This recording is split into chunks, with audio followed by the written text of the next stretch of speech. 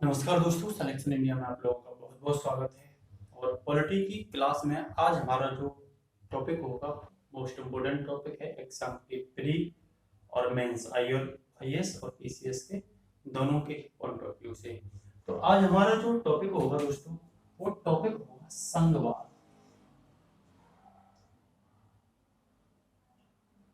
या हम इसे बोल सकते हैं फेडरलिज्म। तो इसे हम बड़े ही शानदार तरीके से समझने का प्रयास करेंगे कि आखिरकार संघवाद होता क्या है। ठीक है ना। तो वैसे तो सामान्य भाषा में अगर हम बात करें तो ये लैटिन भाषा का शब्द होता है। ठीक है ना। और ये लैटिन भाषा में भी फ्यूडस फ्यूडस मतलब जिसका जो मतलब होता है फ्यूडस का, वो फ्यूडस का मतलब होता है समझौता, एक प्रकार का समझौता या अनुबंध। हम कह सकते हैं एक प्रकार का समझौता या अनुबंध, इसे अनुबंध भी आप बोल सकते हो। तो हमारा कहना आपसे ये होगा कि लैटिन भाषा का ये जो शब्द है जिसका मतलब अनुबंध जो होता है, ये अनुबंध क्या है संघवाद में। तो ये हमें यहाँ समझना होगा कि मान के चलिए कोई एक महासंघ होगा, क्या होगा, महासंघ होगा, और इस महासंघ का जो शक्ति है इसकी, वो शक्ति दो केंद्रों में क्या हो रही होंगी, दो केंद्र में वितरित हो रही होंगी, या शक्ति का दो केंद्रों में क्या हो रहा होगा, वितरण हो रहा होगा। ठीक है ना। तो हमारा जब हम आपको यहाँ संघवाद डिस्कशन करेंगे तो इसमें हम बताएंगे भी आपको कि कुछ विशेषज्ञ ये मानते थे कि जो संघवाद है वो संघवाद लोकतंत्र देश में ही सफल हो सकता है। अब ये क्यों मानते थे ऐसा कि संघवाद का अगर हम एक वास्तविक क्रम देखें तो संघवाद का वास्तविक क्रम होता है कि दो केंद्रों के बीच जब शक्ति बांटी जाती है तो उनमें से जब हम आधुनिक विचारधारा को देखते हैं तो एक तो होता है केंद्रीय और एक होते हैं क्षेत्रीय इकाइयां। जब हम दो केंद्र की बात करते हैं तो एक तो केंद्रीय शक्ति और एक क्षेत्रीय इकाइयां। तो ये शक्ति जो बटी होती है, अब ये शक्ति क्या है, शक्ति किसी भी महासंघ या राष्ट्र या संघ के विकास क्रम में जिन नीतियों का, जिन योजनाओं का, जिन कानून का सहयोग लिया जाता है, या जो भी विषय होते हैं इनसे संबंधित, उन शक्तियों को केंद्र और क्षेत्रीय इकाई, ये क्षेत्रीय इकाई राज्य के रूप में भी दोस्तों हो सकती हैं। तो इनके बीच जब हम शक्तियों को बांटते हैं तो उसी को हम बोलते हैं कि उस राष्ट्र, उस संघ में या उस क्षेत्र पर या उस महासंघ में कौन सा शासन देखने को मिलेगा, संघवाद देखने को मिलेगा। ठीक है ना। तो हम संघवाद को भारतीय बैकग्राउंड में डिस्कशन करेंगे, उसका टेम्परामेंट देखेंगे, आखिरकार हिस्टोरिकल टेम्परामेंट क्या था। तो दोस्तों जब हम भारत के परिप्रेक्ष्य में संघवाद को देखते हैं तो संघवाद कायदे में तो यदि हम बात करें शाब्दिक और वैचारिक अर्थ में, शाब्दिक और वैचारिक अर्थ में यदि हम बात करते हैं तो संघवाद जो है इसे काफी विकृत कर दिया है, तोड़ कर रख दिया है। जैसे लोकतंत्र को आज कई रूप में लोग देखते हैं, जैसे लोकतंत्र को बहुत अर्थ में लोग डिस्कशन करते हैं, वैसे ही आज संघवाद का भी रूप देखने को मिलता है। लेकिन जब हम वास्तविक सैद्धांतिक रूप में संघवाद की बात करते हैं, जब हम सैद्धांतिक रूप में संघवाद की बात करते हैं तो सिंपल शब्दों में हम बोल सकते हैं कि संघवाद जो होता है राज्य का वह संगठनात्मक स्वरूप होता है, मतलब राज्य का वह संगठनात्मक स्वरूप, राज्य का वह संगठनात्मक स्वरूप होता है जिसमें किसी समाज में, जिसमें किसी समाज में दो चीजें होती हैं, एक तो राष्ट्रीय एकता, ठीक है, दूसरी होती है दोस्तों क्षेत्रीय स्वायत्तता, क्षेत्रीय स्वायत्तता, क्षेत्रीय स्वायत्तता। इनके बीच क्या संतुलन स्थापित किया जाए, संतुलन स्थापित किया जाए। अब इसे मैं समझाता हूं आपको। जैसे मैंने बताया है, राज्य का वह संगठनात्मक मतलब जुड़ा हुआ स्वरूप होता है जिसमें जो समाज होगी, कोशिश की जाएगी उस समाज को राष्ट्रीय एकता के द्वारा बांध कर रखा जाए, और कोशिश की जाएगी उस समाज में जो क्षेत्रीय इकाइयां हैं, छोटी छोटी इकाइयां हैं जिनसे मिलकर के संघ बना है, ठीक है ना, उन छोटी छोटी इकाइयों के बीच राष्ट्र की एकता और जो क्षेत्रीय स्वायत्तता है कि जो क्षेत्रीय स्तर पर इकाइयां हैं, क्षेत्रीय स्तर पर जो राज्य हैं, जैसे मान के चलिए भारत एक संघ है और 36 इसके स्टेट हैं, तो भारत की राष्ट्रीय एकता को भी बनाए रखा जाए, उसके साथ साथ भारत में ए बी सी डी जो भी राज्य हैं 36 के करीब, उन राज्यों के बीच भी उनकी स्वायत्तता को सुनिश्चित किया जाए, उनकी स्वायत्तता को क्या किया जाए, इंश्योर किया जाए, वो भी अपने आप पर एक इकाई के रूप में, एक शासन इकाई के रूप में, और अपने क्षेत्र के विकास में अपने आप को क्या अपने आप को एक मजबूत स्तंभ समझे। तो इसी को बोला जाता है सैद्धांतिक भाषा में संघवाद। इसके लिए क्या होता है कि राजनीतिक दल होते हैं दोस्तों, कई राजनीतिक दल होते हैं जो संयुक्त रूप से, वह राजनीतिक दल संयुक्त रूप से संयुक्त नीति बनाते हैं और उस संयुक्त नीति पर संयुक्त निर्णय लेते हैं, और संयुक्त नीति पर जब वो संयुक्त निर्णय लेते हैं तो उनके मध्य एक संतुलन स्थापित होता है कि वो ऐसा प्रबंधन करते हैं कि सामान्य समस्या के लिए संयुक्त नीति बनाकर संयुक्त निर्णय का क्या करें, समाधान करें। दूसरे शब्दों में यदि हम संघवाद को जब देखते हैं, ये तो सैद्धांतिक पक्ष हो गया संघवाद का, एक प्रिंसिपल आधार हो गया, लेकिन दूसरे शब्द में जब हम संघवाद को देखते हैं तो बोल सकते हैं साझे राष्ट्रीय उद्देश्यों को प्राप्त करने के लिए। क्या है ये, साझे राष्ट्रीय उद्देश्यों के लक्ष्य को प्राप्त करने के लिए, एक संवैधानिक क्या है, एक संवैधानिक यंत्र है। कौन, संघवाद, कि जो साझे राष्ट्रीय उद्देश्य हैं उनको प्राप्त करने के लिए क्या है, एक संवैधानिक यंत्र है, जिसमें क्या होगा, जिसमें देश की सकेंद्रक और विभाजक जो प्रवृत्तियां हैं, मतलब केंद्रीकरण ना हो, सकेंद्रक और विभाजक, इनका मतलब ये है दोस्तों कि शक्ति एक केंद्र में ना हो जिससे तानाशाह और निरंकुशता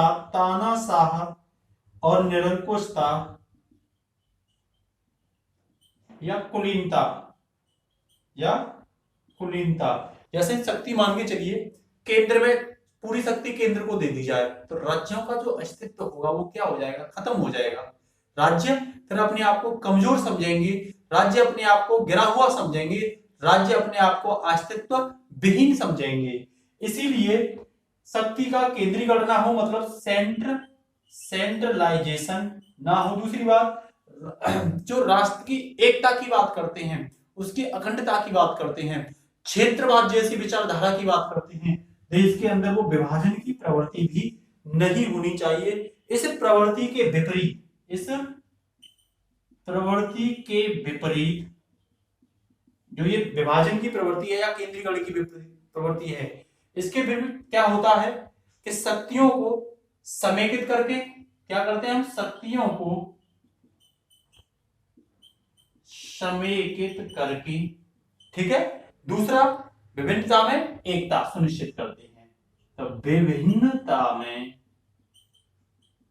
एकता क्या करते हैं, इंश्योर करते हैं, सुनिश्चित करते हैं। मेरा कहने का मतलब ये है कि जब शक्तियों का हम समायोजन करते हैं, ठीक है ना, शक्ति मतलब समायोजन से मेरा कहने का मतलब जिसे जितनी शक्ति मिलनी चाहिए वास्तविक रूप में उसे उतनी शक्ति दी जाती है।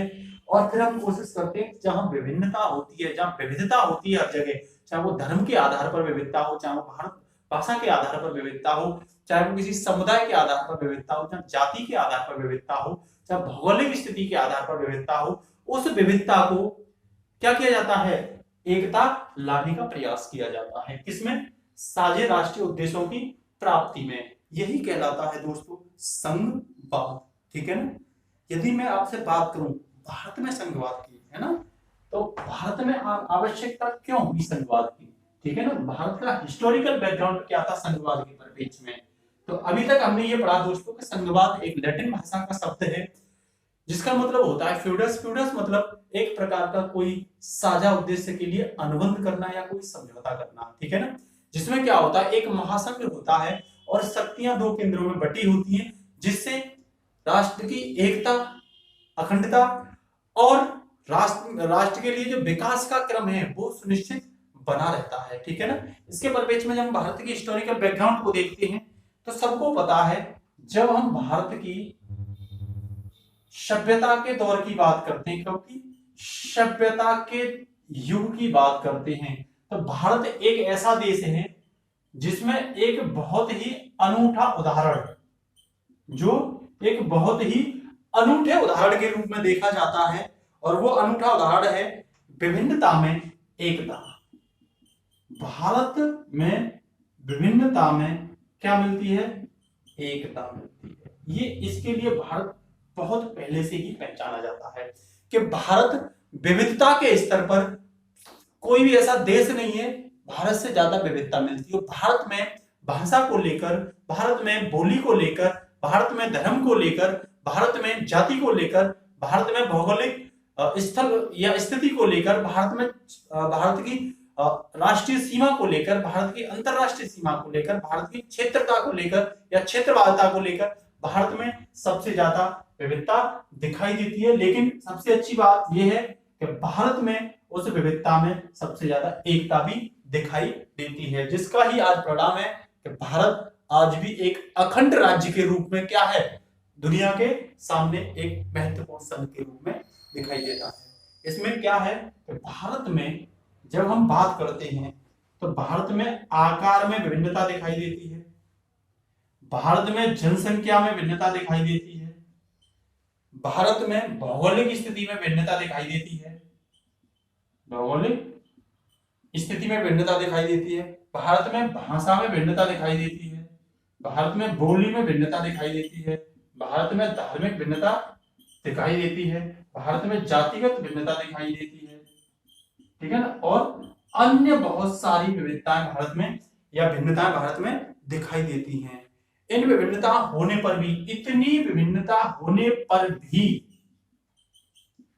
इतनी भिन्नताएं होने पर भी अनेक वर्षों की असुरक्षा और संस्कृति और संयुक्त संस्कृति की एकता ने, जब हम बात करते हैं इतनी विविधता, दूसरी बात भारत में पहले से ही क्या है, असुरक्षा है, तो बोल सकते हो अनेक वर्षों की असुरक्षा। इसका मतलब है दोस्तों भारत बहुत पहले से ही बाहरी शक्तियों से घिरा हुआ है। विदेशी लोगों ने भारत में आकर आक्रमण किए, भारत के लोगों का शोषण किया है, और भारत को हमेशा क्या दिखता रहा है, एक असुरक्षा दिखती रही है। वो चाहे अरबों के आक्रमण से लेकर के बात कर लो आप, चाहे वो तुर्कों के आक्रमण से लेकर के बात कर लो आप, चाहे मुगलों के आक्रमण से लेकर के बात कर लो, चाहे जो मौजूदा समय से पहले जो अंग्रेज थे, ब्रिटिश शासक थे, फ्रांस थे, पुर्तगाली थे, ठीक है ना, या स्पेनिश थे, डेनिश थे, इनकी बात कर लो, सबने भारत में किसी न किसी रूप में भारत के लोगों में एक असुरक्षा की भावना हमेशा पनपने दी है, ठीक है ना। उसके साथ साथ संयुक्त सांस्कृतिक एकता, इतने पर भी भारत में क्या दिखाई देती है, संयुक्त सांस्कृतिक एकता। मेरा कहने का मतलब चाहे भारत में काला हो या गोरा हो, हिंदू हो या मुस्लिम हो, चाहे भारत में दक्षिण का हो या उत्तर का हो, चाहे भारत में किसी गांव का हो या शहर का हो, फिर भी उनकी कल्चर में, उनके वेशभूषा में क्या दिखाई देती है, बहुत सारी उसकी संस्कृति ने लोगों में एकता उत्पन्न करके रखी है। और इसी का परिणाम है कि इसके बावजूद भी इसने साझी विरासत की भावना को, साझी विरासत की भावना को, कि लोग हमेशा साझी विरासत की, साझा में रहना चाहते हैं, और एकता की व्यापक लहर को, और एकता की व्यापक लहर को क्या दिया है, जन्म दिया है। मेरा कहने का मतलब, इतना सारा कुछ होने के बावजूद, इतनी सारी विविधता होने के बावजूद, भारत एक वो देश है जिसमें चाहे वो विदेशी लोगों के खिलाफ हो, चाहे वो अंग्रेजों के खिलाफ हो, सभी लोग एकता के साथ मिलकर के, जो मैंने यहां लिखा है एकता की व्यापक लहर, ये भारत में अंग्रेजों के खिलाफ आप जन आंदोलन, समाजवादी आंदोलन, उदारवाद आंदोलन या अन्य जो आंदोलन थे उनके रूप में दिखाई देती है। और हमेशा लोगों में एक साझा विरासत की भावना, हर एक लोग भारत को अपनी एक साझा विरासत के रूप में क्या करते हैं, पहचानते हैं, ठीक है ना, और उनके अंदर दिलों से ये भावना हमेशा बनी रहती है।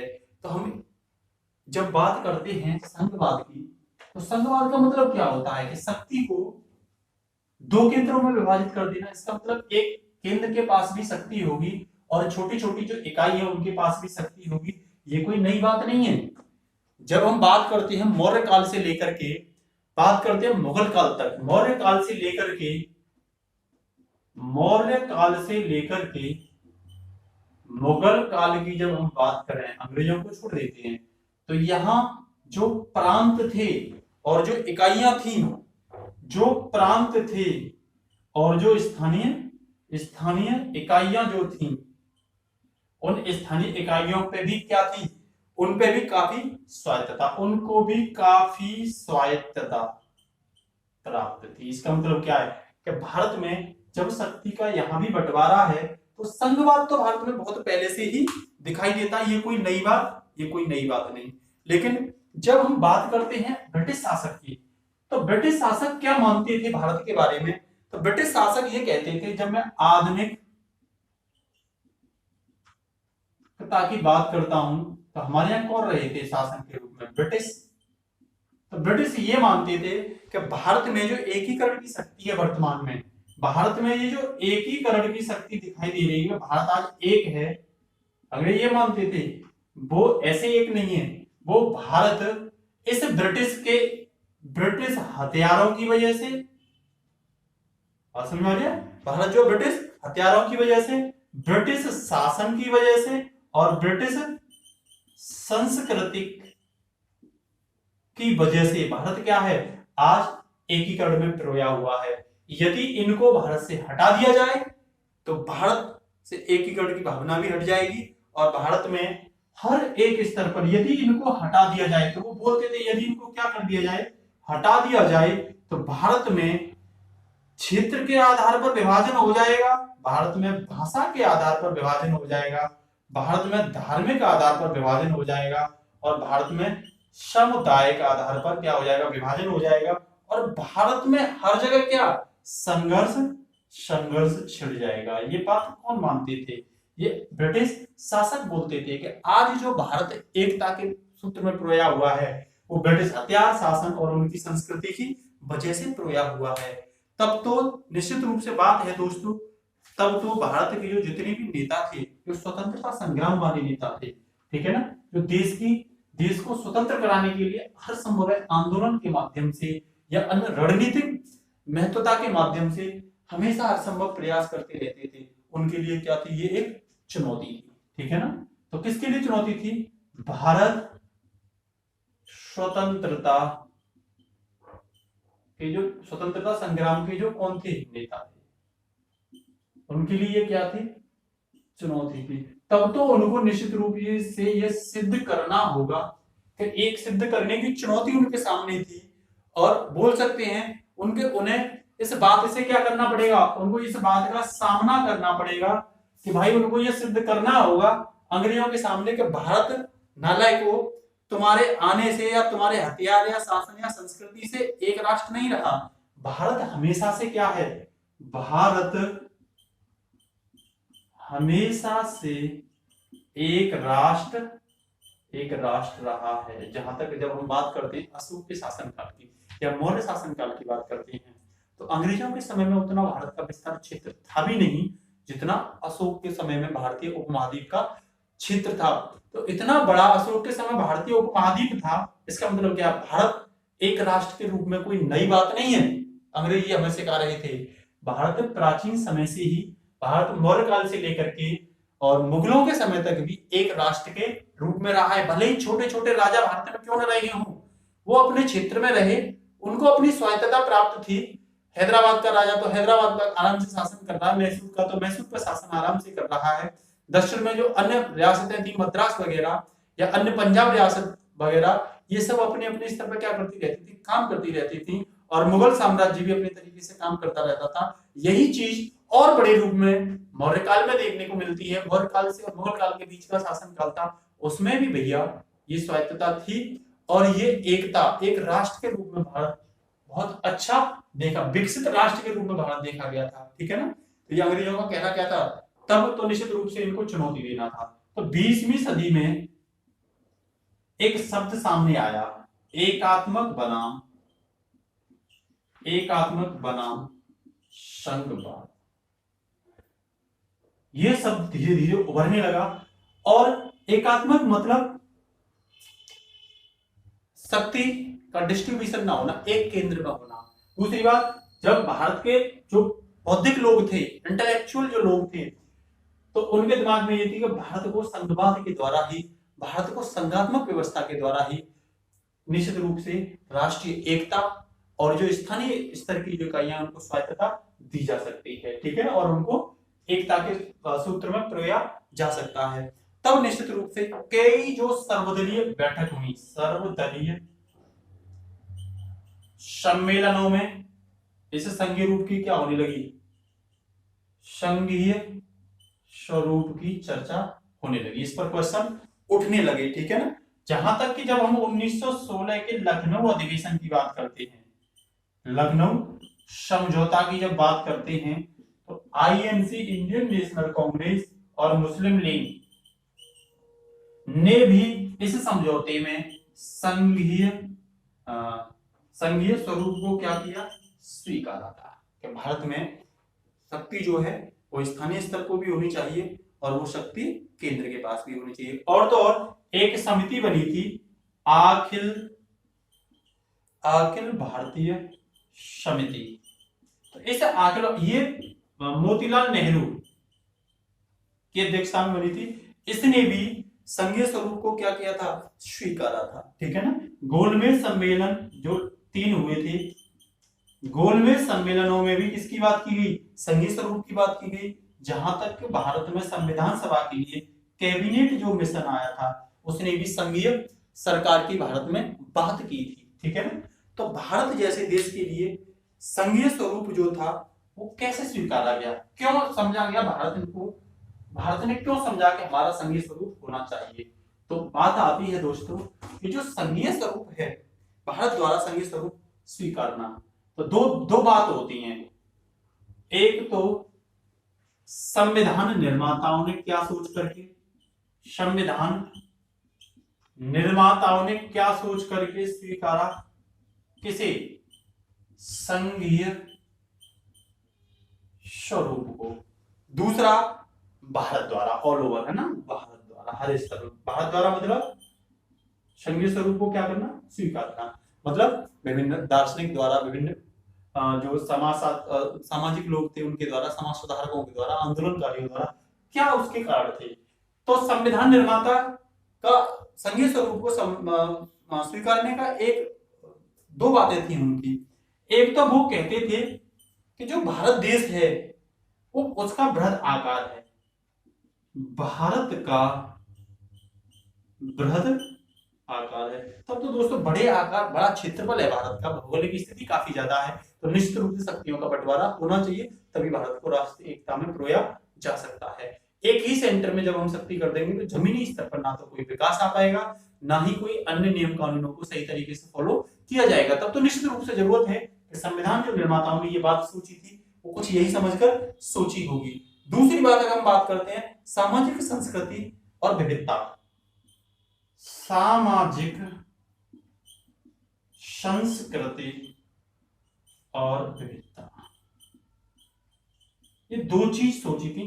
तो विविधता में यदि एकता उत्पन्न करनी है तो निश्चित रूप से सभी को अधिकार देना ही होगा। तो ये बात है कि संविधान निर्माताओं ने एकदम से सही सोची थी। अब बात आती है कि भारत के लोगों ने, तो एक तो गांधी जी का प्रभाव सबसे ज्यादा था,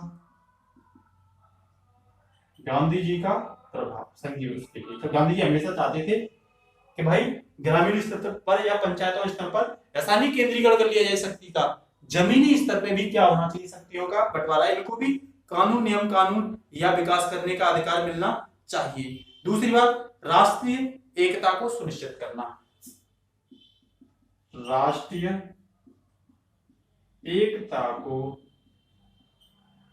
सुनिश्चित करना, ये सबसे इंपोर्टेंट काम था कि ऐसा ना हो कि देश स्वतंत्र भी हो लेकिन देश का क्या हो जाए, बंटवारा हो जाए। तो ये भी चीज के शासन की प्रणाली कुछ ऐसी बनाई जाए जिससे राष्ट्रीय एकता हर संभव क्या हो, कायम रहे, ठीक है ना। और जो देशी रियासतों थी स्वतंत्र भारत में, इनको शामिल करने पर भी विचार था। देशी रियासतों को स्वतंत्र भारत में यदि शामिल करना है तो इनको भी संघीय स्वरूप का विश्वास दिलाया गया था। ऐसा नहीं है तुम्हारे कोई लॉस नहीं किया जाएगा, तुमको भी विभिन्न छोटी इकाई के रूप में, राज्य के रूप में, ठीक है ना। तो ऐसा नहीं है कि केंद्र में समाहित की गई थी, ये विभिन्न, हैदराबाद रियासत मान लो तो हैदराबाद राज्य में शामिल कर दी गई, जूनागढ़ रियासत गुजरात राज्य में, तो इनको एक स्वायत्तता भी दी गई थी। मेरा कहने का मतलब देशी रियासतों को अगर स्वतंत्र भारत में शामिल करना था तो इनको विश्वास दिलाना था कि भाई शक्ति का केंद्रीकरण नहीं हो रहा, शक्ति जहां भी तुम शामिल किए जाओगे वहां भी तुम्हारे अधिकारों का ध्यान पूर्ण रखा जाएगा और तुम्हारी आर्थिक, सामाजिक और राजनीतिक सुरक्षा को भी और संरक्षण को भी कायम रखा जाएगा। दूसरी बात अल्पसंख्यकों की जो शंकाएं थी उनको पहचानना, अल्पसंख्यकों की शंकाओं को पहचानना। मेरा कहने का मतलब आपसे ये है, अल्पसंख्यक जैसे जैन हैं, सिख हैं, मुस्लिम हैं, इनको भी स्वायत्तता देना, इनको भी कुछ अधिकार देना अनिवार्य था और ये पॉसिबल हो पाता संघीय व्यवस्था में। तो ये विभिन्न आयाम जो थे, ये विभिन्न आयाम निश्चित रूप से एक स्वीकार्यता की ओर इशारा दे रहे थे। और सबसे बड़ी अगर मैं बात बताऊं आपको, तो खुद जो राष्ट्रीय आंदोलन चल रहे थे, समय समय पर जो राष्ट्रीय आंदोलन चल रहे थे देश के अंदर, उस राष्ट्रीय आंदोलनों में जो कांग्रेस थी सबसे बड़ा मंच था। इसे कांग्रेस ने दो बातें रखी थी लोगों के सामने, एक तो भाषाई आधार पर राज्यों का निर्माण होगा, दूसरा संघीय सरकार का कैसा रूप होगा, संघीय स्वरूप होगा। मतलब दो केंद्रों में सरकार, राज्य स्तर पर भी सरकार होगी और केंद्र स्तर पर भी सरकार। तो कांग्रेस इतना बड़ा प्रभावशाली मंच था, तब तो कांग्रेस को ये संघीय स्वरूप भारत में रखना पड़ेगा। तो निश्चित रूप से ये आयाम थे जो निश्चित रूप से क्या कर रहे थे कि ये जरूरत कर रहे थे कि भारत में संघीय स्वरूप होना चाहिए, भारत में संघवाद होना चाहिए। अब इससे लाभ क्या होगा, दोनों स्तर पर अगर हम देखें तो इससे क्या लाभ देख रहे थे, तो इससे लाभ ये देख रहे थे कि क्षेत्रीय स्वायत्तता बढ़ेगी। जब ऐसा हो जाएगा, देश में संघवाद लागू होगा तो क्षेत्रीय स्वायत्तता क्या हो जाएगी, बढ़ जाएगी, ठीक है ना। उनको भी अपने अधिकार मिल जाएंगे, वो भी अपने को मजबूत समझेंगे। दूसरी राष्ट्रीय एकता में अभिवृद्धि होगी। दूसरा क्या था, राष्ट्रीय एकता में क्या होगी, अभिवृद्धि होगी। जब राज्यों को भी शक्तियां मिल जाएंगी, ऐसे काम जो राज्यों पर नहीं होते थे वो केंद्र को दे दिए जाएंगे और ऐसे काम जो राज्य कर सकते थे वो राज्यों को मिल जाएंगे। जब भाई मैं कोई काम कर सकता हूं और मैं चाह रहा हूं कि ये अधिकार मुझे मिलना चाहिए और वो मुझे मिल जाएगा, मतलब राज्यों को शक्ति मिल जाएगी, तब वो भारत से अलग होने की क्यों बात करेगा। इसका मतलब क्या है, जब राज्यों को कुछ शक्तियां दे दी जाएंगी तो राज्य को भी अधिकार था कि भाई टैक्स कलेक्शन करे, अपनी जो अन्य नियम कानून है अपनी सरकारों से आराम से चलाए, तो राज्य क्यों एक दूसरे से अलग होगा। राज्य भारत से अलग होने की क्यों बात करेगा? तो निश्चित रूप से भारत में जो राष्ट्रीय एकता है उसमें क्या देखने को मिलेगी? निरंतर अभिवृद्धि देखने को मिलेगी, ठीक है ना। लेकिन वास्तविकता में अगर हम बात करें तो जब हम अंग्रेजों को देखते हैं तो अंग्रेजों ने जो भी एक्ट भारत में लाए, यदि मैं बात करूं जैसे इनका पहला जो एक्ट आया था वो एक्ट था, मैं जब ब्रिटिश प्रशासन की बात करता हूं तो 1773 के रेगुलेटिंग एक्ट, इनका जो रेगुलेटिंग जो एक्ट था कब का? 1773 का। उस रेगुलेटिंग एक्ट से ही केंद्रीकृत की नीति दिखाई देती है। कौन सी? सेंट्रलाइजेशन, केंद्रीकृत की नीति। मेरा कहने का मतलब 1773 से पहला एक्ट 1773 आया था, रेगुलेटिंग एक्ट 1773, उससे पहले अभिलेख थे, ठीक है। तो यहीं से अंग्रेजों ने ऐसे एक्ट बनाए जिनमें जो प्रावधान था वो केंद्रीकरण का था, शक्ति का सेंट्रलाइजेशन था। मेरा कहने का मतलब जो प्रांत और स्थानीय स्तर की जो इकाइयां थी उनको कोई भी पावर नहीं दी जा रही थी, ठीक है ना। और ये फिर उसके बाद जितने भी एक्ट आए, चाहे 1781 का एक्ट आया, चाहे 1781 का एक्ट ऑफ सेटलमेंट आया, चाहे 1784 का पिट्स इंडिया एक्ट आया, चाहे उसके बाद अन्य एक्ट आए, मान लो चार्टर एक्ट आए, उन किसी भी एक्ट में, ठीक है ना, जहां मैं बात करूं 1857 की क्रांति से पहले जितने भी कानून ब्रिटिश कंपनी के आए उनमें सब में क्या देखने को मिला? केंद्रीकृत की भावना ही देखने को मिली। प्रांत और छोटी छोटी इकाइयों की स्वायत्तता को कोई भी ध्यान नहीं दिया जा रहा था। तब तो निश्चित रूप से बात है कि यहाँ लोग आवाज उठाएंगे, जब उनका शोषण होगा लोग आवाज उठाएंगे। तो अंग्रेजों ने भारत में कठिनाई का अनुभव देखा। क्या देखा? भारत में इसके बाद ही कठिनाई का अनुभव देखा। मतलब जगह जगह हमारे जो उदारवादी नेता थे, हमारे जो क्रांतिकारी नेता थे, हमारे जो जैसे गर्म दल था, नरम दल था, विभिन्न प्रकार के गांधी जी थे, उनके द्वारा चलाए गए विभिन्न आंदोलन थे। तो उन आंदोलन के माध्यम से, या इससे पहले मैं थोड़ा सा बात करूं 1857 की क्रांति में जो चीज उभर के आई थी वो क्या आई थी? अंग्रेजों द्वारा केंद्रीकरण और भारत की जो छोटी छोटी इकाइयां थी, जैसे कानपुर की इकाई, जैसे झांसी के क्षेत्र की राजाओं का शोषण, अवध के क्षेत्र के राजाओं का शोषण, ठीक है ना, और विभिन्न जगह बिहार के क्षेत्र के राजाओं का शोषण। किसी से अंग्रेज बिना मन मर्जी की उनकी पेंशन हटा दिया करते थे, बिना मन मर्जी के टैक्स क्षेत्र हटा दिया करते थे। ये क्या था? एक केंद्रीकरण की भावना को ही तो दर्शा रहा था। तो इसी का ही असंतोष था जो 1857 की क्रांति में देखने को मिला। तो जब देखा गया अंग्रेजों द्वारा कि भारत में 1857 की क्रांति में जो बात सामने आई वो क्या थी? वो परिणाम था अंग्रेजों द्वारा तय की गई केंद्रीकृत की नीति, और उस नीति के द्वारा अंग्रेज प्रशासन द्वारा किया गया भारतीय क्षेत्रीय इकाइयों पर शोषण और उनमें रहने वाले लोगों पर शोषण। तो निश्चित रूप से अब अंग्रेजों को लगा कि भाई निश्चित रूप से भारत में जो प्रांत हैं उनको थोड़ी बहुत स्वायत्तता देनी पड़ेगी, क्योंकि मांग उठ रही थी बार बार।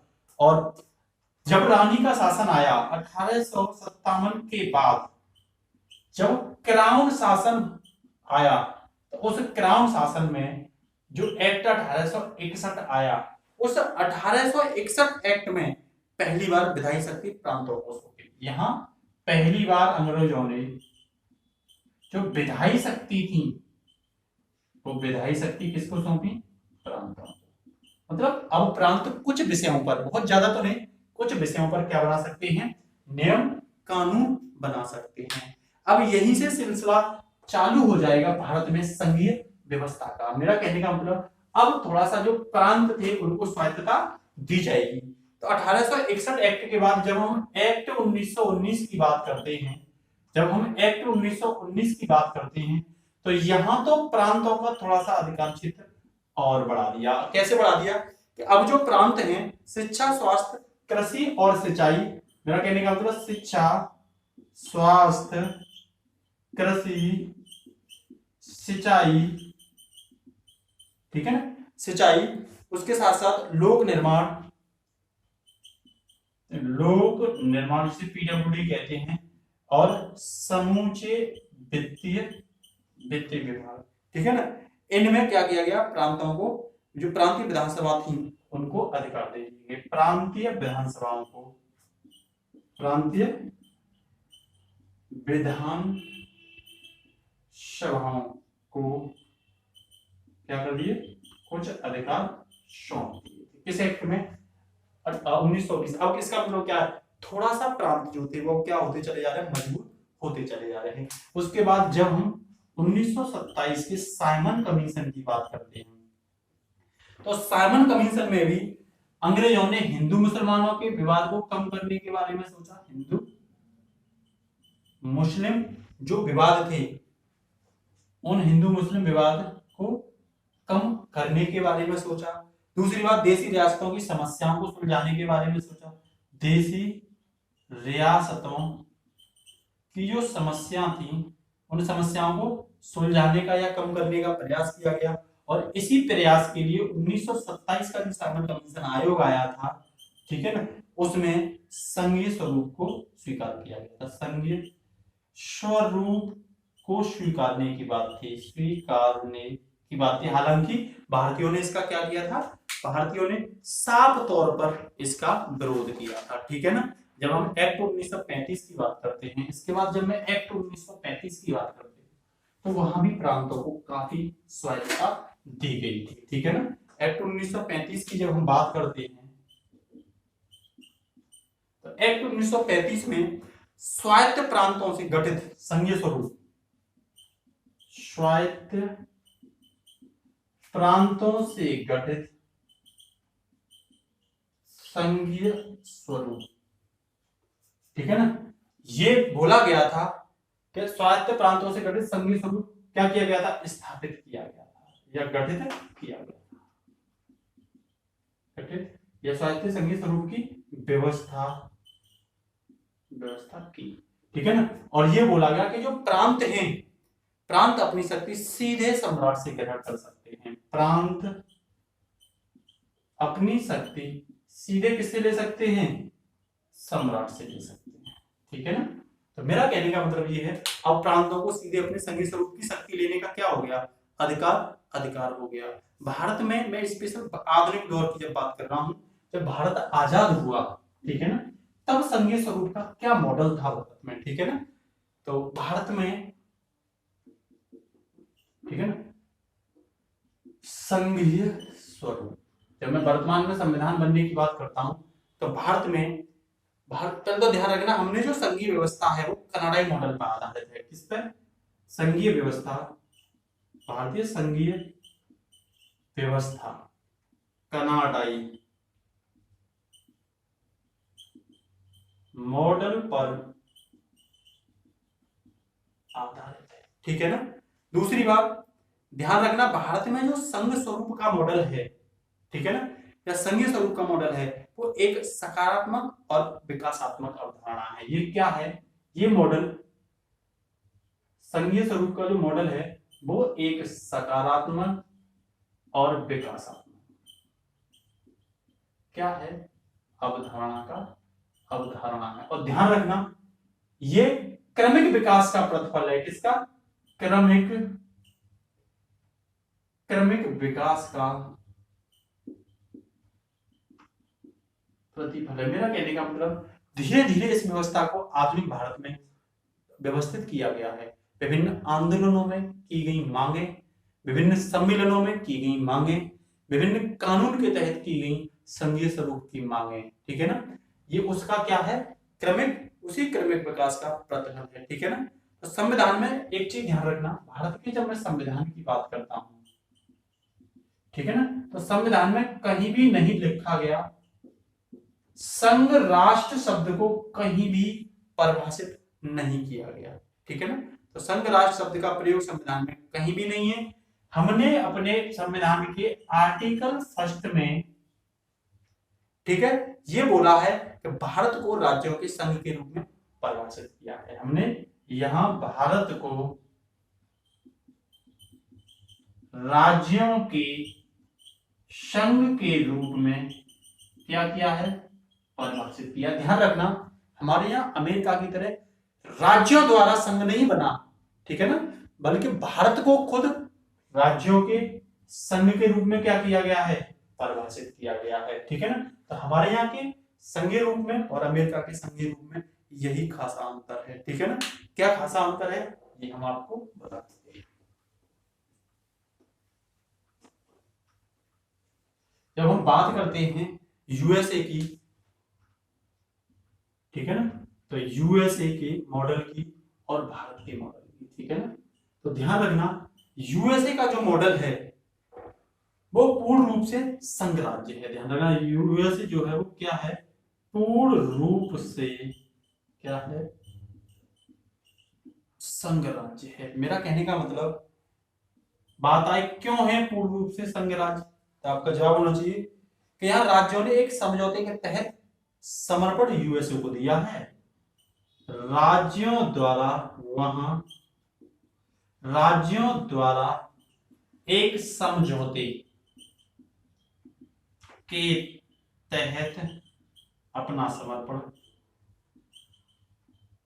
किसे दिया है, यूएसए को दिया है, ठीक है ना।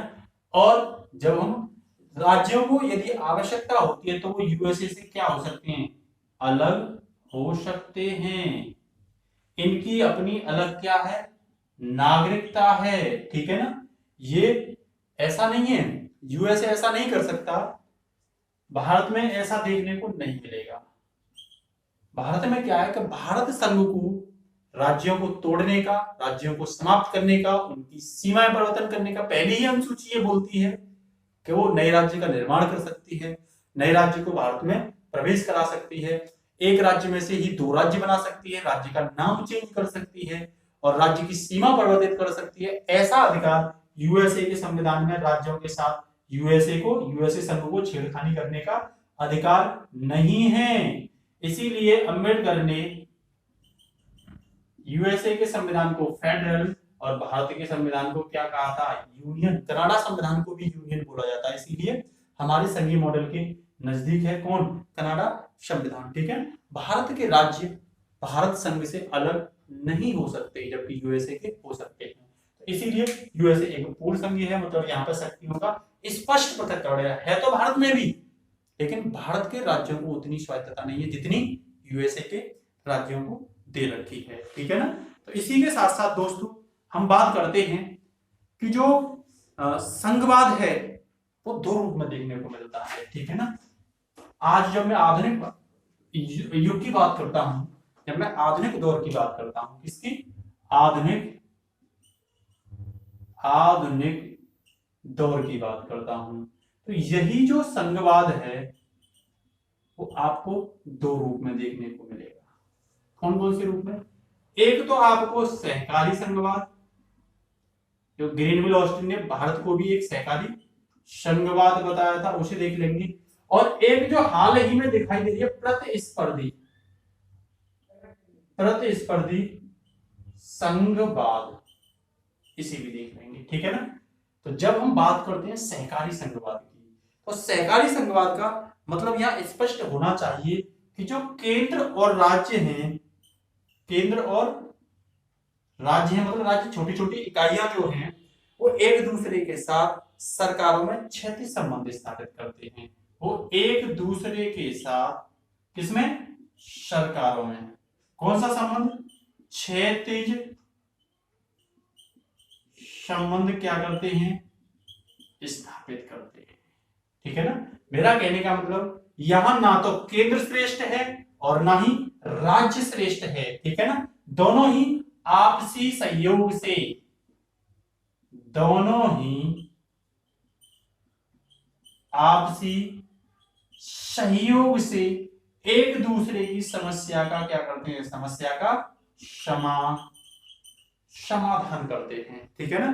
तो साफ तौर पर हम कह सकते हैं कि एक दूसरे के सहयोग से अपनी समस्याओं को हल कर लेते हैं। मतलब इस अवधारणा में हम साफ बोल सकते हैं कि केंद्र और राज्यों में कोई भी श्रेष्ठ नहीं है।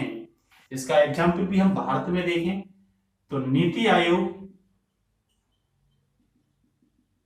ठीक है ना, संविधान की 7वीं जो अनुसूची है, 7वीं अनुसूची में जो संवर्ती सूची है वो, और एक प्रोग्राम और केंद्र सरकार ने चलाया है जिसका नाम है प्रगति बैठक। तो प्रगति बैठक में भी क्या होता है, जो पीएमओ ऑफिस है और केंद्र के जो सचिव है वो राज्यों के सचिव के साथ मिलकर के जो राज्य की परियोजना संबंधी या अन्य विकास संबंधी जो समस्याएं होती हैं उनको बैठ करके क्या करते हैं, सॉल्व करते हैं। ठीक है ना। तो ये भारत में सहकारी संघवाद के और भी बहुत सारे उदाहरण हैं। भारत में भी रिनुअल ऑस्टिन के अनुसार एक सहकारी संघवाद दिखाई देता है। जब हम प्रतिस्पर्धी संघवाद की बात करते हैं तो केंद्र और राज्यों के मध्य लंबवत संबंध होता है। यहाँ केंद्र और राज्यों के मध्य जो संबंध होता है वो कौन सा होता है, ध्यान रखना, दोनों के मध्य लंबवत संबंध होता है। ठीक है ना। जबकि राज्य सरकारों के मध्य जो संबंध होता है वो क्षैतिज होता है ना। राज्यों के मध्य आपस में संबंध जो होता है, राज्य सरकारों के मध्य जो संबंध होता है वो कैसा होता है, वो क्षैतिज होता है। लेकिन केंद्र और राज्यों के बीच क्या होता है, लंबवत संबंध होता है। ठीक है ना। ये अवधारणा भारत में कब से आई, तो 1990 के दशक से जो आर्थिक सुधार के महत्व थे। जैसे जब मैं अवधारणा की बात करता हूं तो 1990 के दशक से हम एलपीजी मॉडल लेके आए, मतलब आर्थिक सुधारों का महत्व, आर्थिक सुधारों का महत्व जब हम लेके आए, लिबरलाइजेशन, प्राइवेटाइजेशन और ग्लोबलाइजेशन का मॉडल जब हम लेके आए और आर्थिक सुधारों में महत्व भी किया गया, ठीक है ना, उनको बढ़ावा भी दिया गया, उस समय से ही भारत में प्रतिस्पर्धी संघवाद देखने को मिलता है। इसमें क्या होता है कि राज्य जो होते हैं आपस में केंद्र के साथ लाभ के उद्देश्य से क्या करते हैं, प्रतिस्पर्धा करते हैं। ठीक है ना। राज्य केंद्र के साथ आपस में लाभ के उद्देश्य से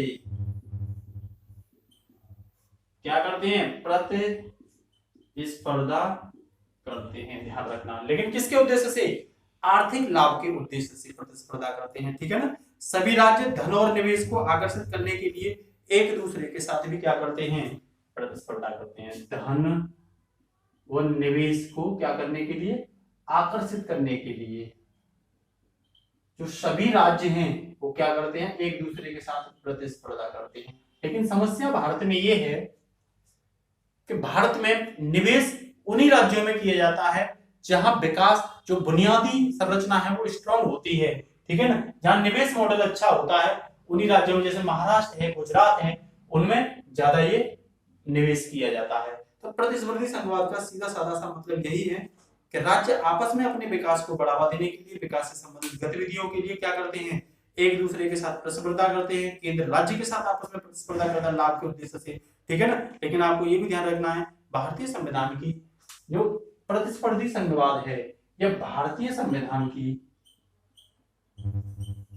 जो मूल संरचना है उसका हिस्सा नहीं है। तो आपको ये दोनों चीजें समझ में आनी चाहिए। अब मैं लास्ट टॉपिक डिस्कस करता हूं इसका, भारतीय संविधान की जो संघीय विशेषता है वो क्या है। ठीक है ना। भारतीय संविधान की संघीय विशेषता,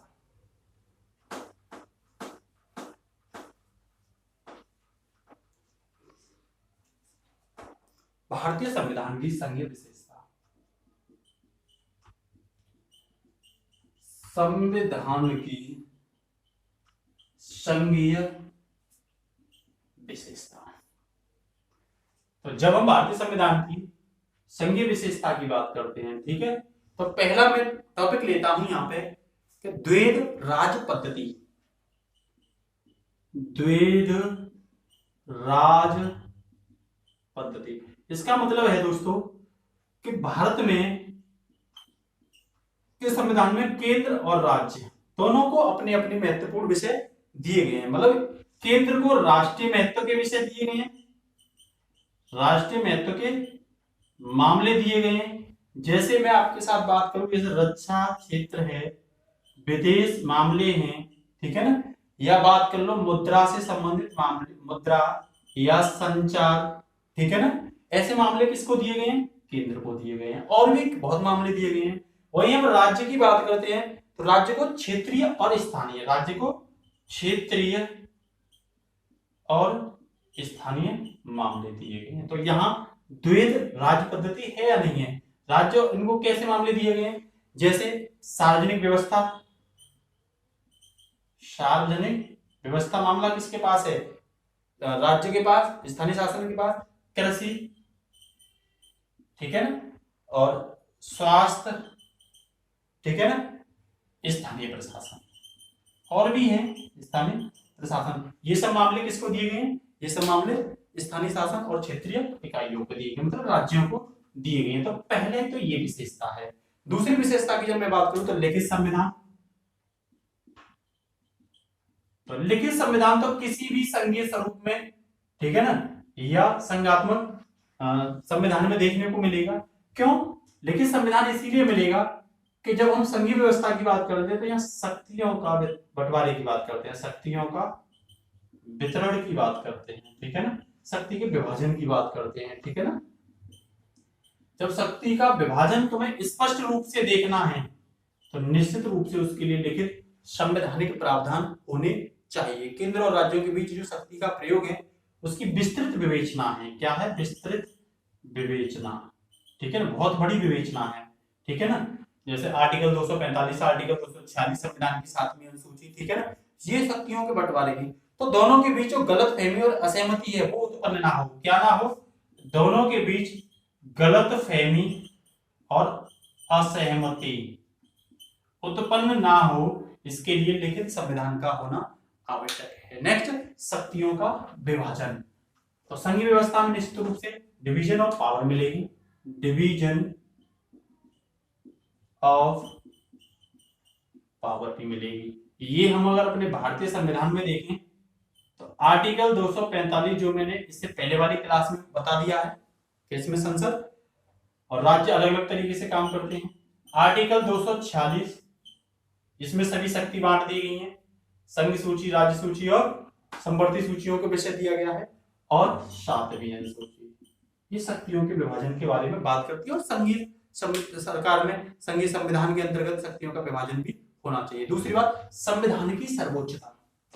नेक्स्ट जो विशेषता है वो है संविधान की सर्वोच्चता। इसका मतलब ये है दोस्तों, जब केंद्र और राज्य अपने क्षेत्र के अंतर्गत कोई भी कानून बनाते हैं तो वो संविधान की सर्वोच्चता का क्या रखें? ध्यान रखें। यदि वो कानून संविधान का उल्लंघन करता है, क्या करता है? उल्लंघन करता है, तो निश्चित रूप से राज्य और केंद्र के द्वारा बनाए गए कानून पर सुप्रीम कोर्ट और हाई कोर्ट तुरंत समीक्षा करेगा, और उनको यदि ऐसा लगता है कि संविधान की सर्वोच्चता का उल्लंघन करता है तो उस कानून को क्या ठहरा देगा? अवैध घोषित कर देगा। तो संघीय व्यवस्था में संविधान की सर्वोच्चता का भी विशेष ध्यान रखा जाता है। नेक्स्ट, कठोर संविधान संघीय व्यवस्था की एक विशेषता है। क्यों है कठोर संविधान? भारतीय संविधान में जब हम बात करते हैं कठोर संविधान, भारतीय दोनों है, कठोर भी है लचीला भी है, लेकिन कठोर संविधान की जब हम बात करते हैं तो कुछ क्षेत्र ऐसे हैं जहां संविधान में जब हम संशोधन करते हैं तो उस संशोधन के लिए विशेष बहुमत के साथ साथ आधे से अधिक राज्यों का क्या किया जाता है?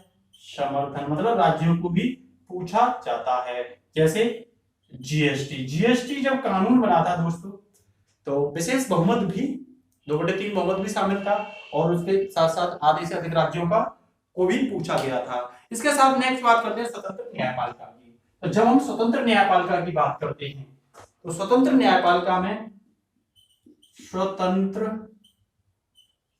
न्यायपालिका, तो इसमें जब हम बात करते हैं तो देखो आर्टिकल 131 स्वतंत्र न्यायपालिका के लिए यह व्यवस्था करता है कि केंद्र व राज्यों के बीच विवाद या एक राज्य व अधिक राज्यों के बीच विवाद, ठीक है ना, या राज्य व राज्यों के बीच विवाद, इसका निपटारा यदि करना है तो आपको कहां जाना पड़ेगा? इसके लिए न्यायपालिका स्वतंत्र है, और ना तो केंद्र का सहारा लेगी, ना ही राज्यों का, ना किसी का समर्थन करेगी, और स्वतंत्र रूप से क्या देगी?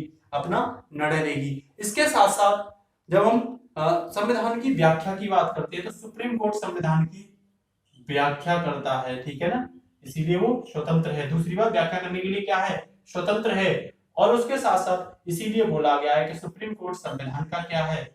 संविधान का संरक्षक के रूप में भी काम करता है, ठीक है ना। इसके साथ साथ जब हम बात करते हैं आर्टिकल 32 की, आर्टिकल 32 या 226 की, तो इस पे अधिकार पूरा सुप्रीम कोर्ट और हाई कोर्ट न्यायपालिका को होता है।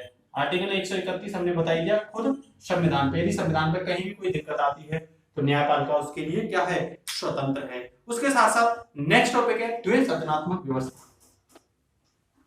तो द्विसदनात्मक जब व्यवस्था की हम बात करते हैं दोस्तों, अगली विशेषता है द्विसदनात्मक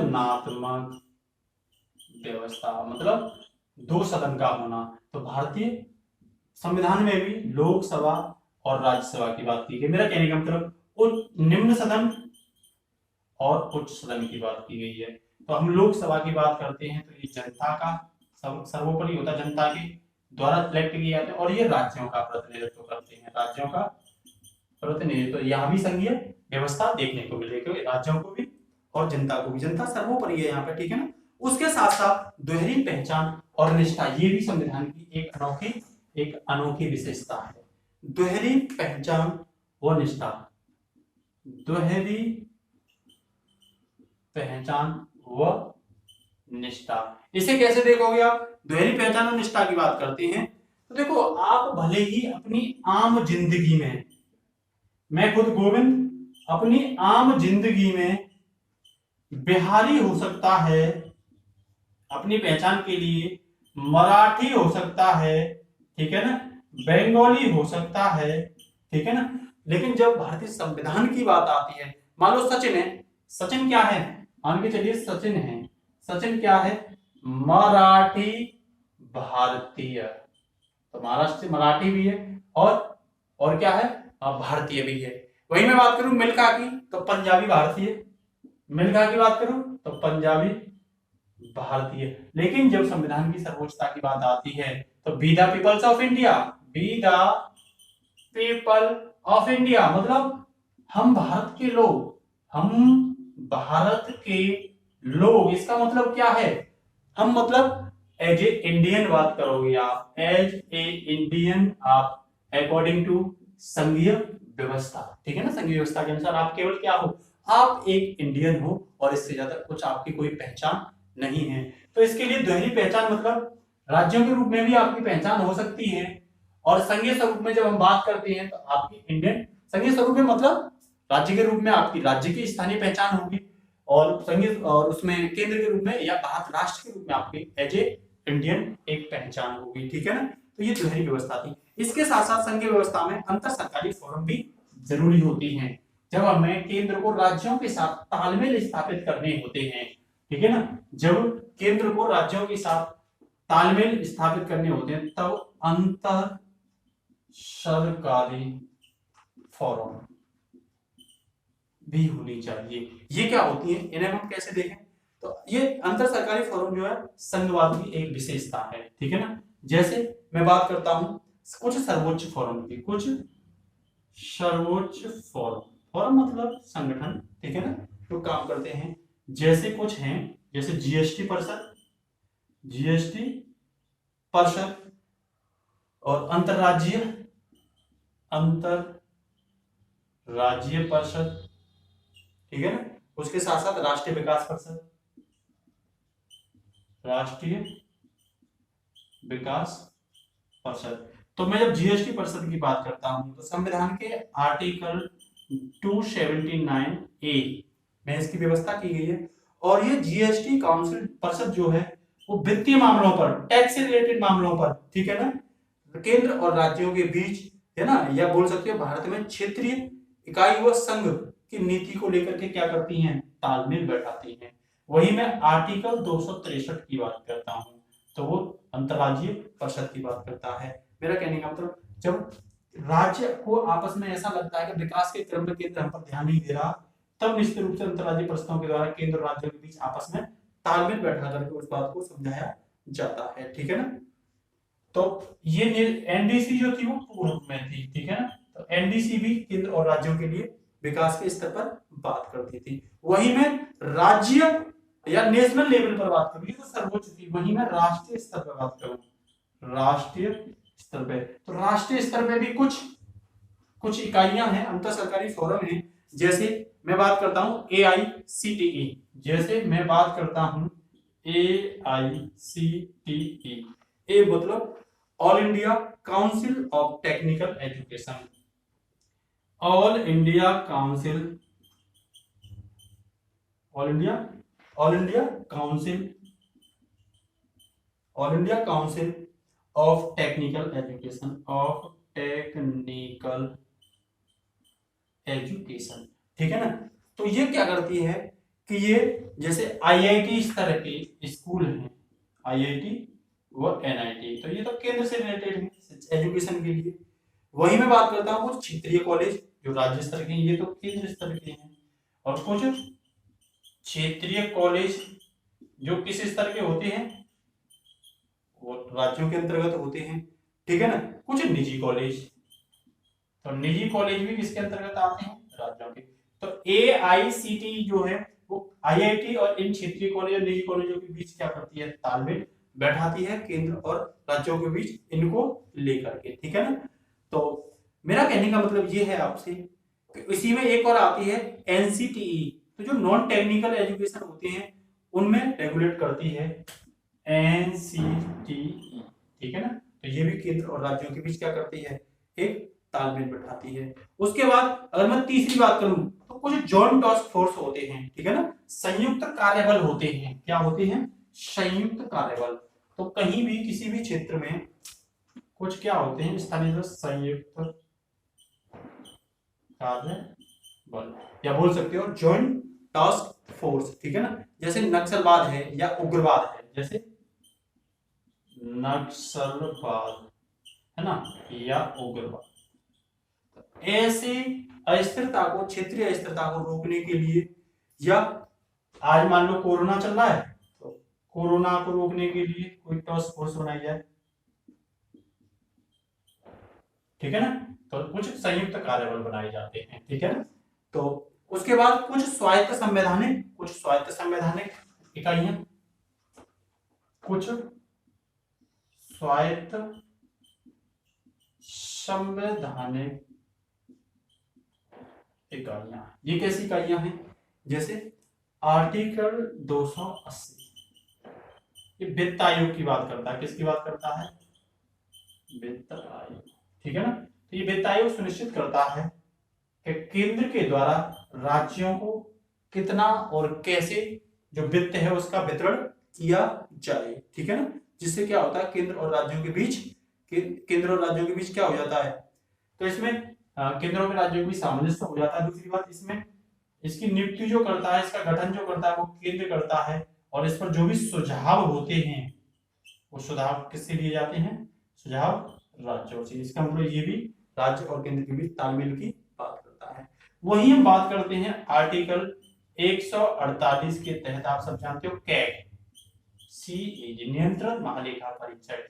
ये नियंत्रण महालेखा परीक्षक केवल केंद्र के वित्त का ही ध्यान नहीं रखता, केंद्र के खातों की ही जांच नहीं करता, ये केंद्र के साथ साथ राज्य के खातों की भी क्या करता है, जांच करता है, खातों की जांच करता है, ठीक है ना। तो ये भी केंद्र और राज्यों के बीच क्या करता है, एक सामंजस्य की बात करता है, ठीक है ना। यही यदि हम बात करें, या नोट करके थोड़ा सा लेके लेना कि आर्टिकल 248A, ठीक है ना, ये अवशिष्ट विषयों की बात करता है, और अवशिष्ट विषय वर्तमान में किसको दिए गए, संसद को, केंद्र को दिए गए। इसका यहाँ से कोई मतलब नहीं है, लेकिन इसलिए मैंने क्या करा दिया आपके लिए, डिस्कस करा दिया। तो निश्चित रूप से हम बोल सकते हैं कि हमने संघवाद में जो पढ़ा वो ये पढ़ा कि संघवाद भारत की एक महत्वपूर्ण जरूरत थी। संघवाद यदि भारत में है तो भारत आज राष्ट्रीय एकता को बनाए रखने में कामयाब है। भारत आज जो क्षेत्रीय इकाइयां हैं उनकी स्वायत्तता को संरक्षित करने में भी आज क्या है, सफल है। जो लोग ये इंतजार कर रहे थे कि भारत हमारे जाने के बाद असफल हो जाएगा, भारत में संघर्ष छिड़ जाएगा, ऐसा शायद उन्हें मौका नहीं दिया गया। जहां तक कि कई संघीय व्यवस्था के हमारे पैमाने, जैसे स्वतंत्र न्यायपालिका की तारीफ हमारी विश्व भर में की जाती है।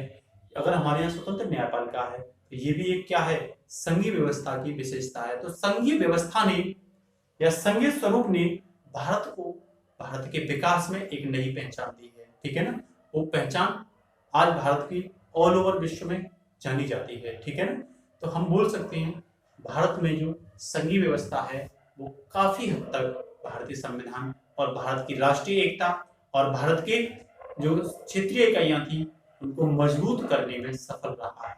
तो दोस्तों आज के लिए इतना ही। नेक्स्ट इस क्लास और इससे पहली क्लास जो 3 क्लास हैं उन पर क्वेश्चन आंसर ज्यादा सोल्व नहीं कराएंगे। अब इससे अगली जो क्लास आएगी हमारी उस पर क्वेश्चन आंसर सोल्व कराएंगे। आज के लिए इतना ही। जय हिंद, जय भारत। यदि दोस्तों आपको मेरी क्लास में कोई कमी लगती है, आपको ऐसा लगता है कि कोई कमी है, तो आप कमेंट करके हमें बता सकते हैं। निश्चित रूप से हम आगे उसमें सुधार करने की कोशिश करेंगे। और आपको लगता है कि टॉपिक मेरा फोकस प्री और मेंस दोनों पे है, मैं सिलेबस से आउट कोई भी डिस्कशन नहीं करता हूं, ठीक है, लेकिन आप मेरे डिस्कशन को विशेष गौर से समझिए। निश्चित रूप से किसी भी एग्जाम में आपसे कोई भी क्वेश्चन नहीं छूटेगा। जय हिंद, जय भारत दोस्तों।